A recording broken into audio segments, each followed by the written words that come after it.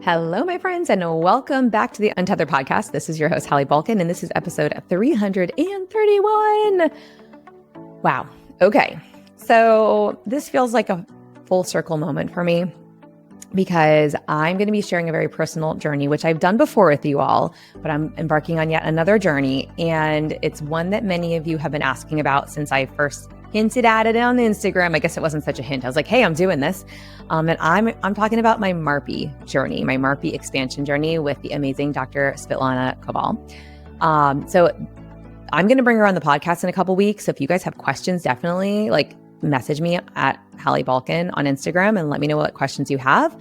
But I wanted to just do a little solo episode on this and tell you why I'm doing it and what I believe is going to be happening based on my consult and everything. So this episode is really for those of you who are curious about airway health, craniofacial development, myofunctional therapy, what it really looks like to undergo expansion as an adult, especially with the support of a knowledgeable airway-focused provider. And this is not my first rodeo, right? I have done this with the DNA Vivos appliance, but I think for the last little bit of my journey, I think I need something a little bit stronger. And so I know this is super invasive, but here we go. All right, let's jump in.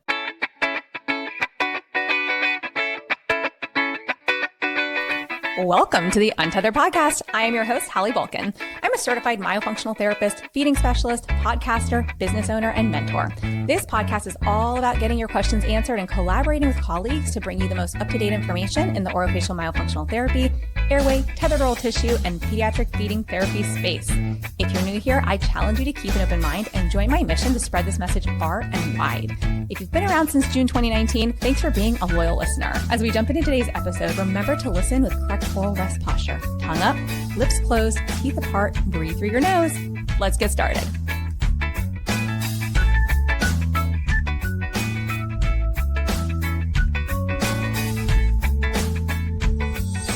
Quick disclaimer, all information, content, and material of this podcast are the opinions of the speakers and is for the informational purpose only and not intended to serve as a substitute for the consultation, diagnosis, and or medical treatment of a qualified healthcare provider. So let's start with the basics. What is MARPE? What does it stand for?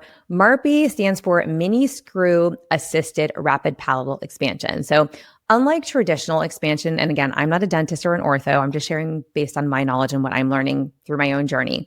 But unlike traditional expansion, which is usually done in children and it might be anchored to the teeth, right? Yes, you can do expansion in adults too with other appliances, but MARPE in particular uses mini implants. And so in my case, it'll be 6 screws, and these are inserted into the palate, into the hard palate, the bone. These act as anchors to basically help split the mid-palatal suture line and widen the maxilla. Now, that said, they are using I feel like they kept calling it a pieza, which is basically going to be a guide to help split the suture for me when I have this put into my mouth. So it's not going to fully split the suture with the appliance. A lot of people have told me, oh, it's really painful, or oh, there's just so much pressure because they're using the appliance to split everything. But the split is going to, I think most of the split, I don't know if it's a full split, but I think most of the split happens during the procedure when this is inserted for me. So I think that will help decrease a little bit of the initial pain level or pressure that a lot of people experience. I think there'll still be pressure for sure, especially as I'm, turning the appliance. But hopefully it'll be mitigated a little bit compared to when we don't have that, suture split happen during the installation of the appliance. Okay. And I say installation of appliance and I feel like I'm putting a fridge into my mouth or something. All right. So So this is typically used in adult patients where the suture is already fused. It can happen with, in kids as well. So there are children who also get MARPE, but traditional expansion may not be as successful because of the fuse and the pressure and everything that it takes to, actually force the bone apart at that suture line. And so the expansion device with the MARPE applies gentle pressure over time to reopen the suture, if you're not having it fully split or partially split with the procedure when it's basically installed in your mouth. So why am I doing this? Everyone's like, okay, Hallie, this sounds awful. This sounds really super invasive. I don't know why you want to do this to yourself. Why are you doing it? Look, I don't really want anything invasive in my mouth either, but I just turned 40 and I feel like I'm still young. I feel like I have a lot of life ahead of me. And so look, this wasn't a quick decision. I've done my research. I had my consult. My kids are in expansion with Dr. Koval, and everything she said would happen for them has happened. And, I just feel like here's why I'm moving forward. Number one, I've had this persistent post-nasal drip. So I had nasal surgery just over 3 years ago. And while my breathing improved and my inflammation in my body went down and things greatly are so much better than they were before, I've had this like lingering post-nasal drip ever since. It is disruptive. It's uncomfortable. It's frustrating. I've tried like all different kinds of ways to like mitigate it, and it comes and goes. But we suspect that part of it could also be because my narrow palate may still be contributing to like limited nasal airflow, which we don't suspect that. We know that that is happening. And so that we suspect that maybe this is happening because of that. And so it could be impairing my drainage. Now, when we did look, like my sinuses in general are open, but they're small. And my nasal cavity and turbinates and all that fun stuff that I had surgery on 3 years ago, everything's open. My airway is open, air can flow, but the spaces are still smaller. And it's not because of a lot of inflammation. It has to do a lot with like the structure of my bones at this point. And that is why I'm like really more willing to go into something like this at this point, because I feel like I've exhausted everything else. The second reason is jaw pain and TMJ flare-ups. So in the last month alone, my left jaw has, I don't want to say it's locked up, but like I've woken up and I'm like, oh, I can't open my mouth. It hurts. Like it's actually painful. Not just uncomfortable, but painful and like tense. And I couldn't chew. I honestly couldn't chew. And then I remember like later in the day, one day this happened where I was like starting to chew and I couldn't chew and I was having like pain and I was like, okay, something's happening. I don't like it. This is new. Let's nip this before it gets worse. Thankfully, these episodes have like resolved within an hour or a couple hours, but it's very clear to me that something structural is off. And so I believe that this is related to my underlying asymmetries in my maxilla, my upper jaw. And so let's talk about the facial asymmetry. This is like point number 3 here, reason number 3. So my left side of my maxilla is actually turned in a bit. This has been visible to me for years. And I actually, when I did a consult with a colleague in the myo space, she had said to me, well, can you go back and find photos and like look and see like when you think this started? And I have to go back and look and see like even further back. Honestly, I haven't gone like so far back, but this was present in my 30s. This was present in my late 20s. So this is something that's been visible to me for a while, and it's been in photos for a while, longer than I've even noticed it happening. And so the point here is this asymmetry is throwing off my entire bite. It seems to be throwing off my jaw mechanics.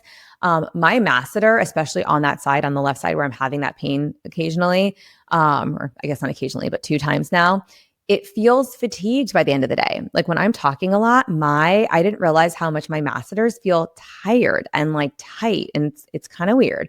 And so for someone who uses their voice as much as I do, who loves to eat, who loves to exercise, who loves to be like active and do like all kinds of things, like this is not something I can ignore because it's constantly present. And by the end of the day, I feel like my mouth is exhausted, and that's weird for me. But I also once had a patient who was in her 20s who came to me before she got married for myotherapy because she was like, I'm exhausted by the end of the day. And she was carrying a lot of tension too. And I'm like, I remember her case so well.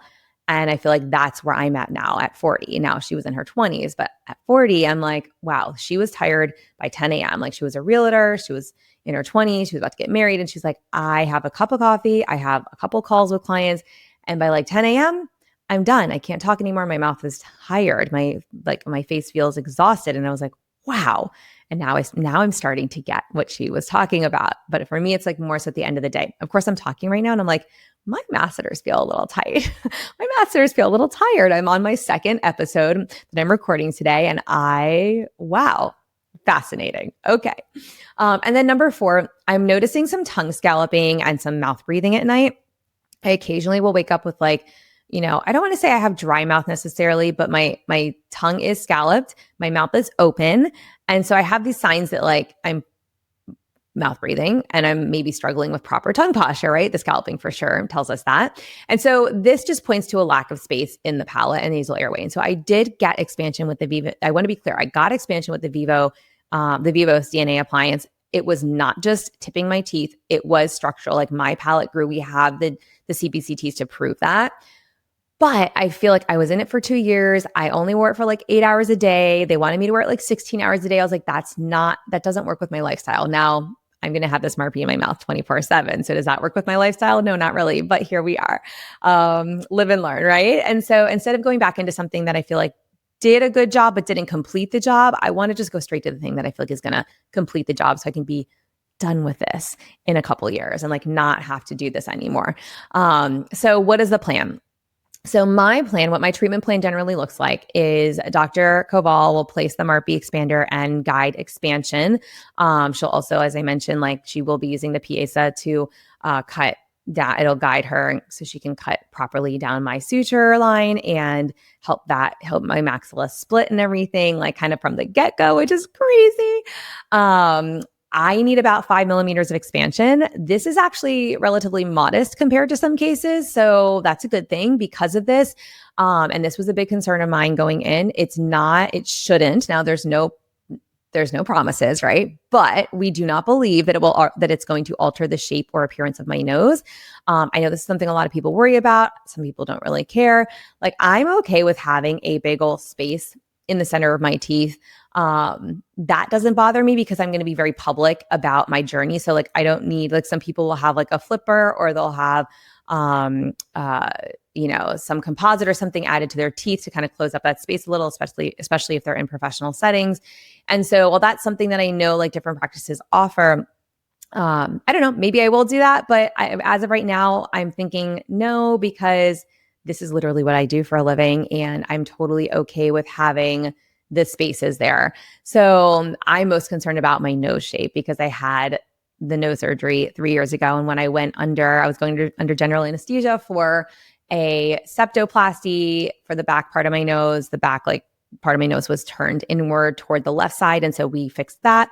We reduced my turbinates, and we also reduced nasal swell bodies. I was like, well, if I'm being under general anesthesia, can you get rid of the bumps on my nose and make my nose a little bit straighter? So I ended up doing a rhinoplasty at that time as well. And so that was because it was like we went from a closed procedure to an open procedure. And because of the shifting in my nose and everything, I just want to make sure that like my nose would not be impacted by this. Like, I don't want to have any issues with my nose, but also I really like the appearance of my nose now, and I don't want to change that.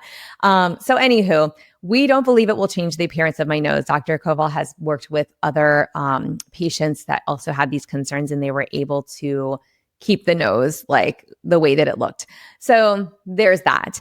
I mentioned that we will use the PASA to cut the suture line, and that basically helps to make sure that expansion is like very clean, it's precise. And this is why I trust her, because I feel like she is very advanced in what she's doing. She modifies things to meet the patient's needs. I know that I will not be turning the appliance like the entire time. It will just be in the beginning until they tell me that I've turned the expander enough to get that 5 millimeters or so of growth that we're going for. But the device will be in my mouth for about 8 months.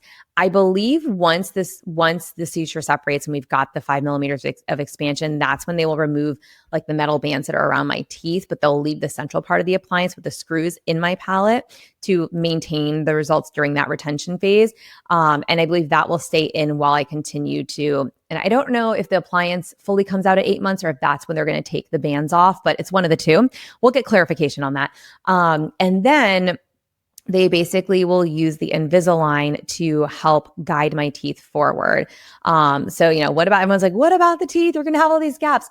So the orthodontic work, basically, I'll start with the lower Invisalign during the expansion phase, and that will help guide some growth while I'm doing the upper expansion. And then after my upper expansion kind of wraps up, that's when we'll transition to an upper Invisalign. And each tooth is basically starting with my first front teeth. Like, each tooth will slowly be moved forward one at a time. And so this will allow us to close the gaps that are created by expansion without actually collapsing the lateral and forward gains that I get. Because when I did the VNA Divos appliance, I followed that up by closing gaps using Invisalign. But the way that it closed, the last couple trays like really retracted me to get those spaces fully closed, and live and learn, right? So I did have more expansion now, or then than I have now, like when I finished the Vivos DNA appliance, but definitely don't want to collapse any of the expansion that I get.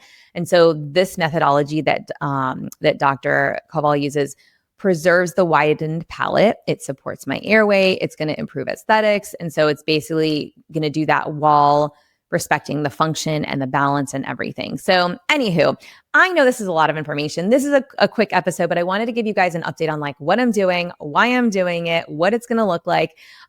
There's still so much to unpack, but that's why I want to bring Dr. Koval back on the podcast soon. She's been on before. She's going to come back. She spoke to us in the membership. She's amazing. She'll walk us through all things MARPE expansion, adult airway work, and more. But if you're listening and you have questions about MARPE, about expansion, about adult ortho, she is an orthodontist. So anything else related to these topics or my journey, just like I said, DM me on Instagram at Hallie Bulkin. We will gather your questions and address them in the episode when she comes back. All right, my friends, thank you so much for joining me on this very, I don't know, and maybe vulnerable and exciting journey, because I've done other expansion. People are like, why are you doing more? Well, because I'm in this space and I know too much information.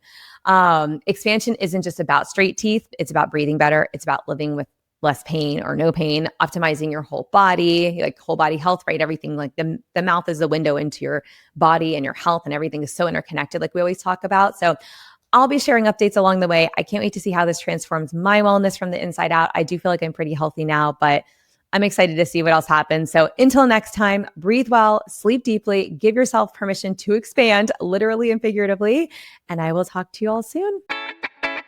Thanks for listening to this podcast. If you found value in this episode and want to hear more of these myotots, airway, and feeding related episodes, be sure to leave a review on Apple Podcasts and share this episode on your social media platforms.